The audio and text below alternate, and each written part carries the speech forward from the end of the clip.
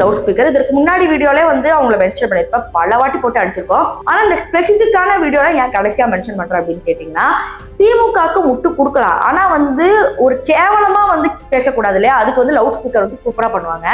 அதாவது இந்த விளாத்திக்குளம் கேஸ் நடந்துச்சு இல்லையா, அதற்கு அவர்கள் எப்படி முட்டு கொடுத்தாங்கன்னா, ஒரு பொண்ணுக்கு வந்துட்டு இப்படி நடக்குதுன்னா கவர்மெண்டே குற்றம் கொள்ளக்கூடாது, மக்களாகிய நம்ம மேல இது பண்ணிக்கணும், நம்ம ப்ரொடெக்டிவா இருக்கணும், இது வந்து சொசைட்டி நல்லா மாறணும் அப்படின்னு ஏதோ சோசியல் மீடியா போனு அது இதுன்னு எங்கிட்ட எடுத்துட்டு போயிட்டு கவர்மெண்ட் மேல தப்பே இல்லை அப்படிங்கிற மாதிரி வீடியோவை முடிச்சிட்டாங்க.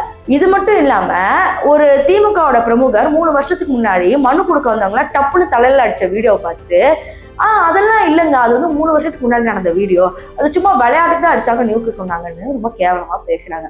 சோ இப்போ திமுகல இருக்கிற பல பேர் என்ன பண்றாங்கன்னா, திமுகக்கு சப்போர்ட்டா வீடியோ போடுவாங்க, ஆனா திமுக ஆட்சி மேல ஏதாவது ஒரு கரை வந்துச்சுன்னா அதை பத்தி வாயை திறக்காம கப்பு சுப்புன்னு இருப்பாங்க. ஆனா இவங்க அந்த கரையை எப்படி சாக்கடை வச்சு தொடக்கலாம் அப்படிங்கறத முழுக்க வேலையை இந்த லவுட் ஸ்பீக்கர் வந்து பண்ணிட்டு தான் இருக்காங்க. அதனாலதான் கடைசியா போட்டு அடிச்சேன்.